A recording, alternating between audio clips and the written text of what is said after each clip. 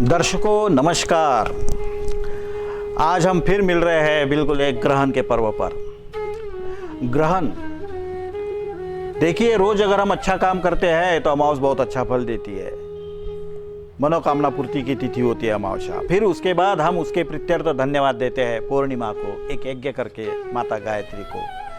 उसमें ओम भूर्भुवः स्वः, मैं, मेरा घर, मेरा परिसर और मेरा गांव, इसकी ओर से अगर हम धन्यवाद देते हैं तो व्यक्ति के जीवन में ग्रहण कितना श्रेष्ठ फल देगा। क्योंकि अमावस और पूर्णिमा का श्रेष्ठ सार स्वरूप होता है ग्रहण। उन लोगों के लिए बिल्कुल एक संजीवनी होती है जिन्होंने जीवन में बहुत श्रेष्ठ काम किया, और जिन्होंने बहुत अच्छा काम नहीं किया उनके लिए ग्रहण सभी के लिए अशुभ परिणामकारी होता है। हमारे जीवन भर जो लोग हमें आशीर्वाद या दुआ देते हैं उसका अच्छा या बुरा फल हमें ग्रहण को मिलता ही मिलता है। तो दर्शकों, आज दिनांक 14 दिसंबर 2020 सोमवार, मार्गशीर्ष कृष्ण अमावस। आज सूर्यास्त तक बिल्कुल सोमवती पर्व काल है। देखिए, लाभ उठा लीजिएगा आज के दिन की हुई तपस्वी की साधना, आजकल किसी से लिया हुआ मंत्र, आज के दिन किसी के लिए की हुई सकारात्मक प्रार्थना, आज के दिन किया हुआ अपने स्वभाव में बदल आपके जीवन में क्रांतिकारी परिवर्तन लाएगा। तो आज वृश्चिक राशि है और धनु राशि भी है। ग्रहण का स्पर्श है शाम को 7:04 से रात 12:23 तक। और यह जो ग्रहण है इसका बिल्कुल भारत में कोई दर्शन नहीं है, बिल्कुल जो नीचे के भारत के जो खंड है, बोलिविया, पेरू, दक्षिण अमेरिका वगैरह, उधर इसका दर्शन भी होगा और इसका मतलब इसके बारे में अच्छे परिणामों की खबरें भी हमें देखने को मिलेगी। तो आज जानते हैं कि ये जो ग्रहण होता है यह महादानी तिथि से कहते हैं। इतना महादान मिलता है कि मानो हमारे जीवन में सारे सितारे खिल गए हो, या बहुत ही बुरे परिणाम ग्रहण को मिलते हैं, मानो सारी किस्मत हमारे ऊपर ही एक दुख की छाया लेकर आए हुए हो। तो जो अभी जो आने वाले मतलब ये जो ग्रहण है आज के दिन तक हमने कोई बात तान के नहीं रखनी चाहिए थी।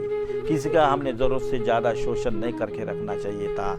किसी का भी मन हमें मोड़ने का कोई अधिकार नहीं था, गाली गलौज देने का कोई अधिकार नहीं था। अगर ऐसी भावनाएं अगर आपकी एक बाकी पड़ी हुई है तो ऐसे लोगों के लिए आज का ग्रहण बहुत ही नुकसानदायक और परेशानी भरा रहेगा। इसके अलावा जिन लोगों को बिल्कुल दान करने की, प्रार्थना करने की, सहयोग करने की, सब पर न्यायपूर्ण देखने की अगर वृत्ति हो तो ऐसे लोगों के लिए यह ग्रहण एक संजीवनी बनकर लेके आने वाला है।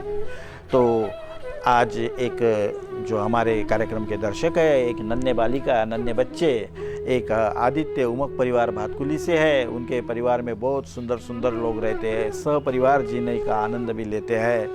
और उनकी जो बेटियां है, देवश्री है, मधुरा है, चारवी है, बहुत ही मस्त और उनमें अभी मस्त बालक अपनी नींद में रहता है। यह इन्होंने घर को 4 चांद लगा दिया है। खुशियाँ चौगुनी, दोनों दादियाँ और चाची मामी सबको मिलके सपरिवार जीने का आनंद लेता है। इन सब परिवार ने एक प्रश्न पूछा है कि पंडित जी, ये जो हम लोग सहपरिवार का जीवन जीते हैं वो कितना लाभदायी और नुकसानदायी होता है। तो देखिए, आदित्य उमप जी और परिवार, आपका नमस्कार, आप सभी का हमारे कार्यक्रम में स्वागत। तो सहपरिवार जीवन जीने वालों के लिए ग्रहण बहुत ही शुभ अच्छा परिणाम देता है। और कुछ अगर आदतें सहपरिवार जीवन में हो, जैसे एक दूसरे को ओम आत्मस्वरूपाय नमः ऐसा कहकर नमस्कार करना रोज नहाने के बाद, क्योंकि घर में रहने वाले किसी को भी आत्मा का ज्ञान है ही नहीं, सब अपने अपने शरीर को लेकर जी रहे हैं। तो एक दूसरे को आत्मस्वरूपाय नमः कहना बहुत ही फायदे कारक। दूसरा, सभी परिवारों को एक लाइन में बनाकर ओम के साथ एक मंत्र बनाएं और सभी लोग उसको जयघोष के साथ शाम को अगर दोहराए तो सहपरिवार जीवन भी क्रांति कर सकता है। तीसरा, अगर घर में कोई मनमुटाव हो, कोई गैरसमझ हो, कोई और ऐसी समस्याएं अगर उभरती है तो उसका प्रायश्चित अगर घर का प्रमुख आदमी हर अमावस को करता है तो परिवार कभी टूटता भी नहीं है, बिखरता भी नहीं है। सहपरिवार जीवन जीने के बहुत सारे लाभ हैं, लेकिन उस घर में एक श्रेष्ठ पुरुष, एक मार्गदर्शक पुरुष और एक उदारवादी पुरुष का निवास हो, ऐसे ही सहपरिवार बनते हैं, बने रहते हैं, टिकते हैं, अन्यथा बिखरते ही बिखरते हैं। तो आप सभी दर्शकों का स्वागत, और आपको बताते हैं कि 12 राशियों के लिए सहपरिवार जीवन कैसा रहेगा।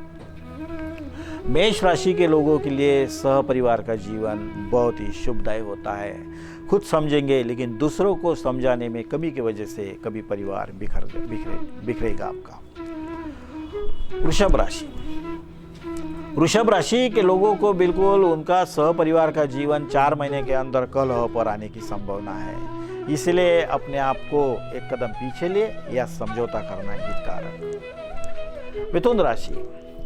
मिथुन राशि के लोगों के लिए सहपरिवार जीवन गर्भवती की सेवा करने से मजबूत बनेगा।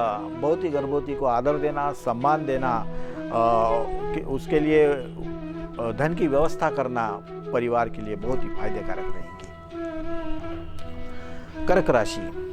कर्क राशि के लोगों ने अब सहपरिवार में रहते हैं तो एक दूसरे के प्रति नफरत ज्यादा देर तक मन में रखना हितदायक नहीं है, बल्कि उसको दूर करने के लिए घर के किसी सदस्य के साथ सत्याचरण करके मार्ग निकलना संभव है। सिंह राशि के सहपरिवार जीने वाले लोगों पर अपने भोजन पर पर्दा रखने का समय आ जाएगा कि हम आज से किसी के साथ भोजन नहीं ले सकते, लेकिन बहुत अच्छी बात है, आपके इस बात से अच्छा प्रभाव घर में आएगा ही आएगा।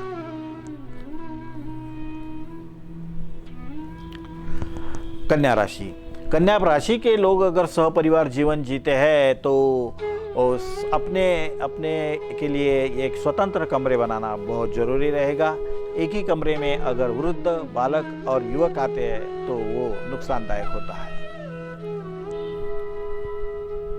तुला राशि के लोग अगर सहपरिवार सहजीवन जीना चाहते हैं तो उन्होंने जरूर इसे जीना चाहिए। अगर अपने घर में अतिथि और संत नहीं आते हैं तो अपना घर दूषित भी हो जाता है।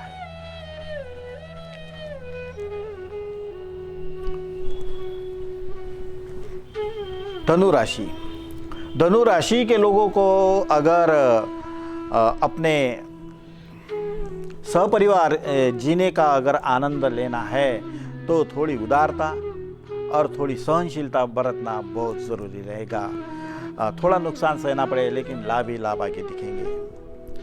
मकर राशि के लोगों को अगर सहपरिवार जीवन जीना है तो ऐसी प्रार्थना करना चाहिए कि हमारे घर में अगर कोई तपस्वी खुशी से आता है, कोई विद्वान खुशी से आते हैं तो हमारे घर में भगवान का वास करते हैं, अन्यथा हमारी लक्ष्मी पीड़ित बनी रहेंगी, सरस्वती का अपमान नुकसानदायक महसूस होगा। मकर राशि के लोगों के लिए सहपरिवार जीवन जीना तभी संभव है जब आप मौन रहेंगे।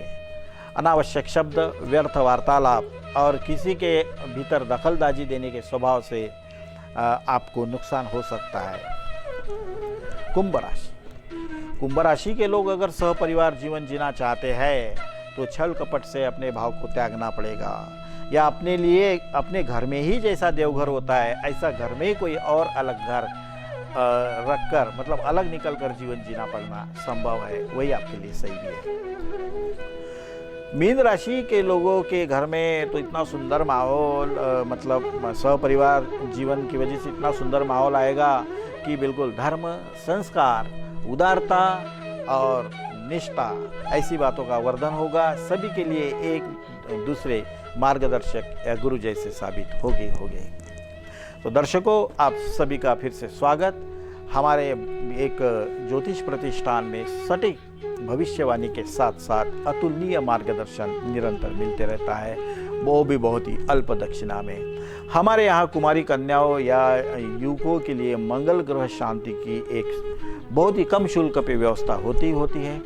समाज के लिए प्रज्ञावान और जिज्ञासु युवक बने जो देश के काम आए, ऐसों के लिए, ऐसे माता पिता के लिए, बालकों के लिए साल में 2 बार उपनयन संस्कार की निःशुल्क व्यवस्था है। आप सभी दर्शक इसका लाभ उठा सकते हैं, अपने सुंदर जीवन को तेजस्वी बना सकते हैं। तो मैं प्रकाश वाक आप सभी दर्शकों से लेता हूँ अलविदा। कल होंगे आपसे फिर मुलाकात आपके प्यारे कार्यक्रम दैनिक राशिफल में। हरिओम तत्सत।